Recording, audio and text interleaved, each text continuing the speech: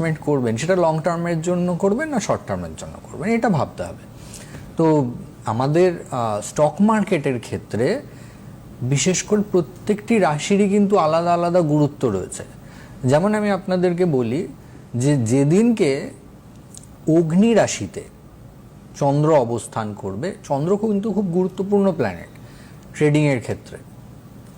গুরুত্বপূর্ণ প্ল্যানেট বুধও, বৃহস্পতি, শনি, রাহু, এই প্ল্যানেটগুলো কিন্তু প্রত্যেক কটা খুব গুরুত্বপূর্ণ। আপনার জন্মকুণ্ডলীর মধ্যে যদি একটু এদিক ওদিক থেকে থাকে তাহলে কিন্তু আপনি হঠাৎ করে লস খেতে পারেন।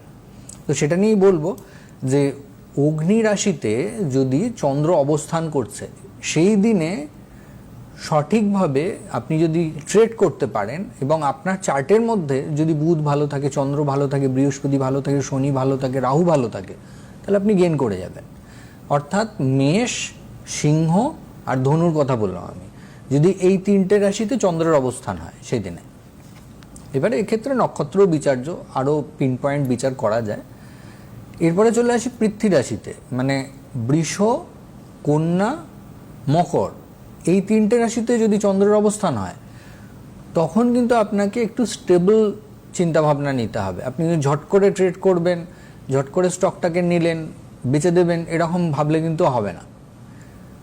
আর যদি আপনার মনে হয় যে না আমি খুব তাড়াতাড়ি ট্রেড করতে চাই, তাহলে ভালো দিন কিন্তু হচ্ছে যখন অগ্নি রাশিতে চন্দ্র রয়েছে।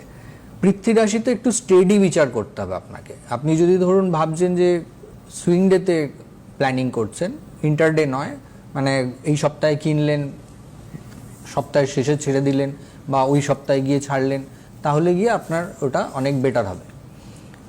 স্টক চয়েস আপনাকে করতে হবে ঠিক মতন, এটা মার্কেটের নিউজ অবশ্যই আপনাকে ফলো করতে হবে। আর এরপরে আমি চলে আসবো হচ্ছে বায়ু রাশিতে চন্দ্র থাকলে অনেক সময় দেখা যায় মার্কেট খুব ওঠানামা করে অনেক সময়, এবং এক্ষেত্রে হঠাৎ করে অনেকে লস করে ফেলে। যদি আপনার রাহু পজিটিভ থাকে তাহলে কিন্তু আপনি এই বায়ু রাশির দিনেই ভালো গেইন করে বেরিয়ে যাবেন। আর যেদিনকে ধরুন এই জলরাশিতে চন্দ্রের অবস্থান হয় সেদিনকে ইন্টারডেটা না করাই ভালো। কেন কি আমাদের অনেক সময় আমরা যেটা ভাবি হঠাৎ করে দেখা যায় যে সেটা আর ঘটলো না। অনেক ইমোশনালি আমরা প্ল্যানিং নিই, তো সেই ইমোশনাল প্ল্যানিংগুলোকে কিন্তু আমরা নেয়ার ফলে লসের মুখ দেখি। অর্থাৎ কর্কট রাশিতে যখন চন্দ্র থাকবে, বৃশ্চিক রাশিতে যখন চন্দ্র থাকবে এবং মীন রাশিতে যখন চন্দ্র থাকবে, সেই দিনটা কিন্তু খুব বুঝে আপনাকে ট্রেড করতে